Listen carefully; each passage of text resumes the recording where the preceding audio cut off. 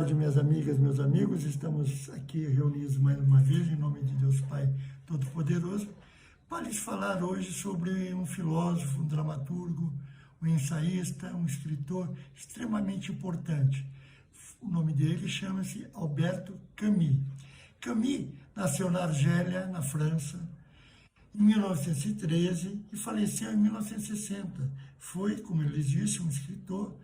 E aí, se algumas pessoas entendem a filosofia como a busca pelo sentido da vida, Camus afirmava exatamente o contrário. Ele dizia que a filosofia é a constatação que a vida não tem absoluto algum sentido. Não cria no sentido da vida. Tinha uma verdadeira obsessão pelo mito de Sísifo, que foi um lendário rei grego que, tendo perdido o apoio dos deuses, foi condenado a empurrar uma enorme pedra montanha acima, e só para vê-la rolar até embaixo, e assim sucessivamente, por toda a eternidade. Camus associava tal mito à imensa falta de sentido e ao absurdo das nossas vidas. Percebam, é o absurdo das nossas vidas. Camus justificava tal maneira de pensar porque cria que a vida seria uma luta insana, contínua e infinita para realizar coisas absolutamente despropositadas, sem sentido algum.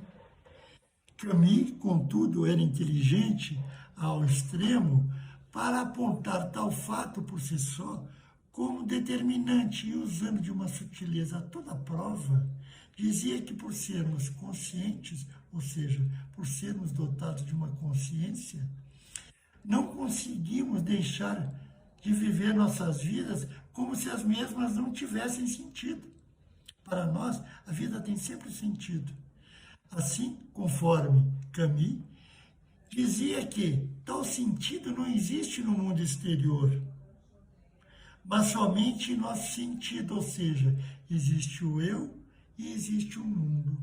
Assim, o universo, com toda a sua complexidade, não tem uma finalidade nem um sentido. Ele simplesmente é porque é, ou seja, percebam, o universo é porque é. Contudo, felizmente, por sermos dotados de uma consciência, não conseguimos viver nossas vidas como se elas tivessem um sentido. E aí, como é que nós ficamos diante disso? Como diria Camus, ele dizia que esse sentido que tanto valoramos simplesmente não existe no universo exterior, mas somente em nossa mente, que encontra fins e propósitos em todas as coisas.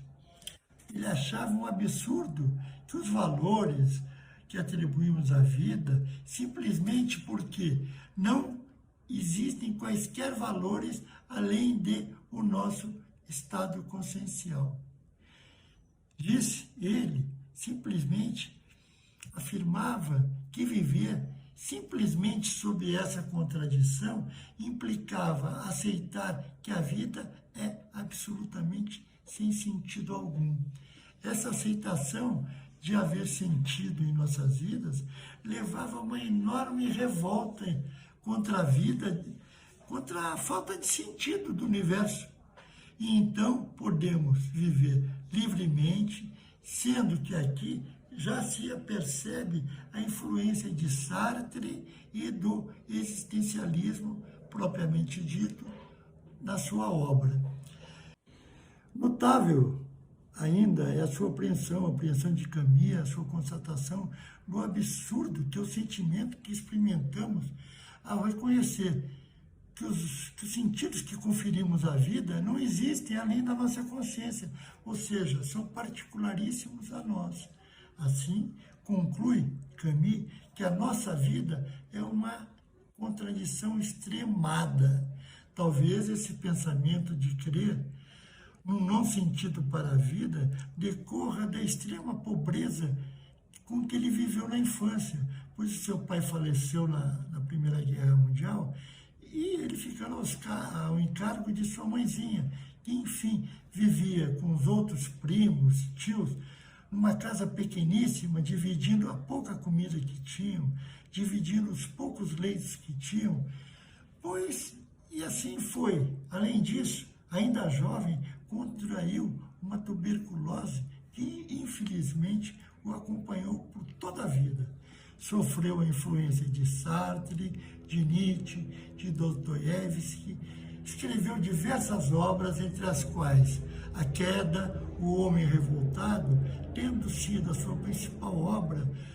O Estrangeiro recebeu o Prêmio Nobel de Literatura em 1957 pelo conjunto da sua obra e que pôs, enfim, os problemas que colocam em nossos dias a consciência dos homens.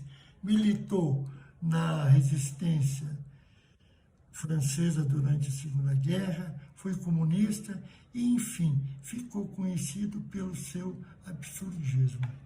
Por favor, comparem essa extrema dissolução de sentido à vida dado por Camus pelos outros filósofos que nós já lhe apresentamos.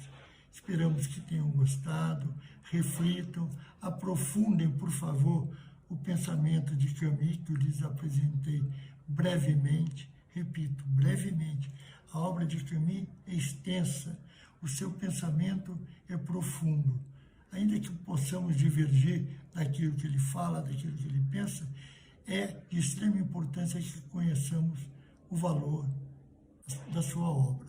Agradeço a sua gentileza, as suas atenções e, se Deus quiser, até quarta-feira que vem. Se tiverem gostado, por favor, cliquem aí no gostar, cliquem no like, gostei, encham a minha bola, por favor. Eu vou ficar muito contente por isso, para a gente poder continuar em outros dias falando sobre outros autores. Lhes agradeço a atenção, meu muito obrigado. Até.